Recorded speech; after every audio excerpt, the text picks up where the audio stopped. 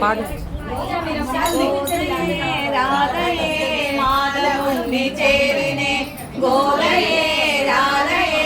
మాధవుణ్ణి చేరినే మాల మార్చనే పెరుమాడు మెచ్చనే